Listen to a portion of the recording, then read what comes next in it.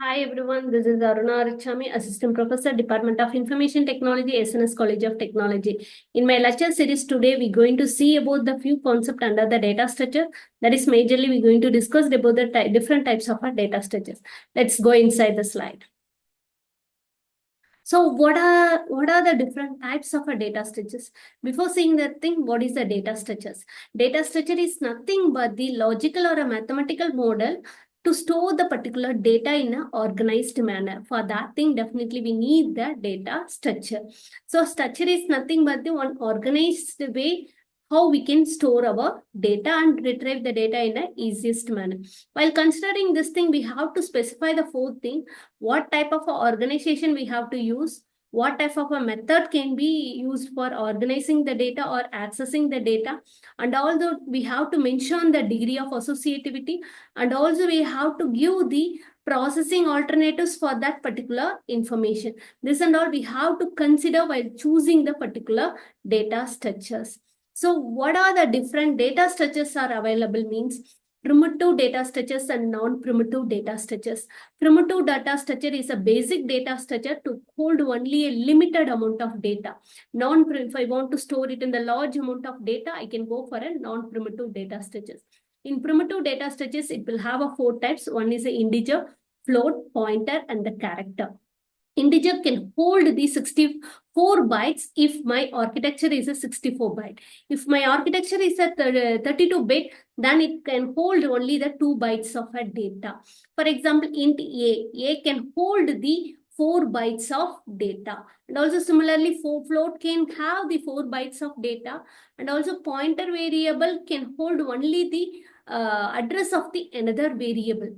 And also character can hold the 2 bytes of the data. So in these four cases, we can able to use only the limited amount of data can be stored in this particular data type or a data structure. The non-primitive data structure is nothing but it can be classified into two types. One is a linear, another one is a non-linear. Linear is nothing but the linear way of arrangement. Non-linear can be called it as a hierarchical way of arranging the data. This both the linear and non-linear data structures can be implemented by two ways. One is an array implementation, another one is a linked list implementation. The another one is a cursor implementation. So majorly we're going to use only array and the linked list. In our linear, we are having three types. One is a list, stack, and queue. Array. These are all we can able to store the data in a linear way of arrangement. Non-linear can have the graphs and the trees. In this thing, the data can be stored in a hierarchical manner. So this everything we're going to implement it only with the help of the array and the linked list. So these are the various types of data structures. Let us see one by one. So what are the major operations available in both linear and non-linear means we can able to insert the data. That is nothing but we're going to create the data, create a memory space. Through that, we can able to store our data. For that thing, after creating the thing, we can able to insert the data, that is adding new element to the list. And also we can able to remove the element in the list by using the operation called as a deletion.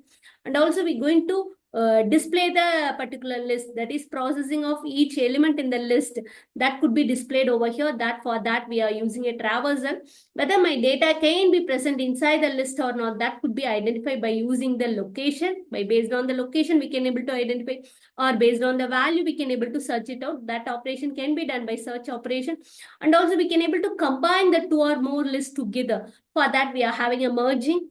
If I want to store the data in a sorted order, either ascending order or descending order, for that definitely we are having a sorting operation. So these are the various operations available in the list.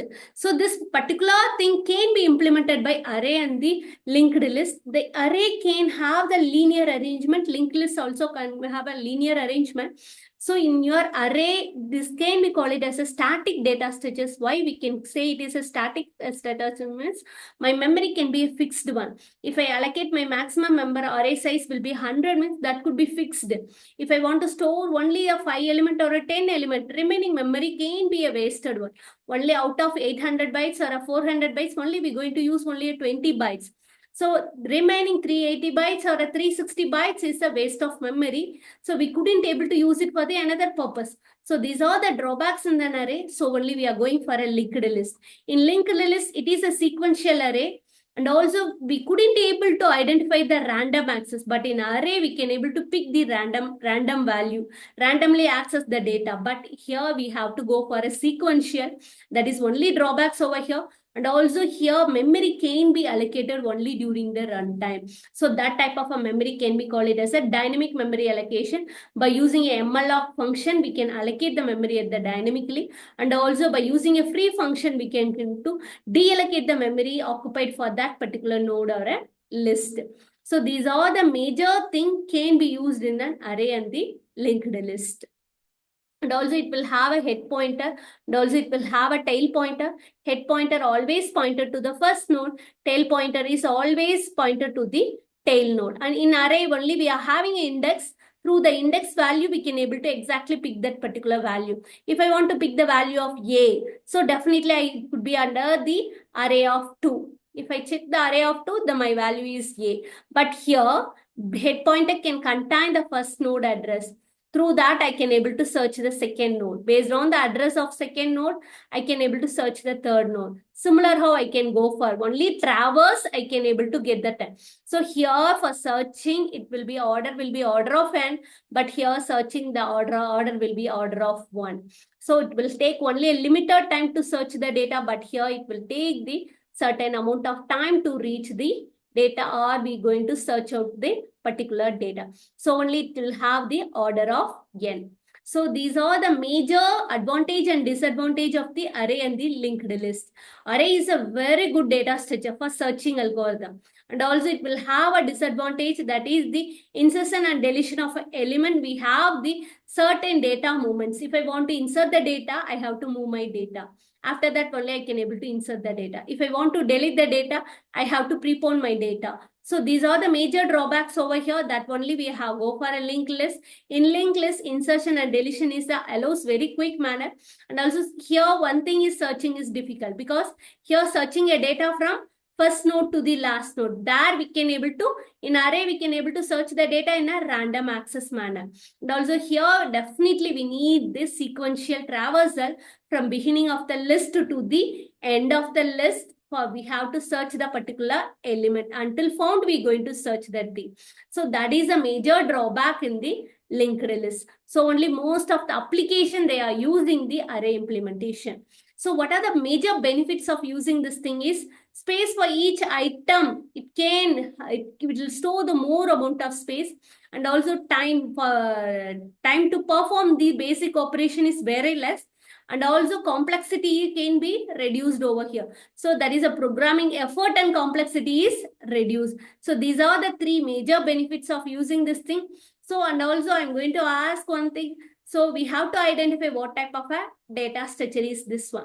So kindly you can check it out, and also you can identify this thing, what type of a data structures can be used over here, and you can reply me in the comment box. So through that, I can able to see whether you can understand this thing or not, that we're going to see it over here. So these are the things I have discussed in my first video. Kindly watch my previous video, then you can watch this one. You can able to identify what type of a data structures can be used for this particular purpose. Thank you for watching my video.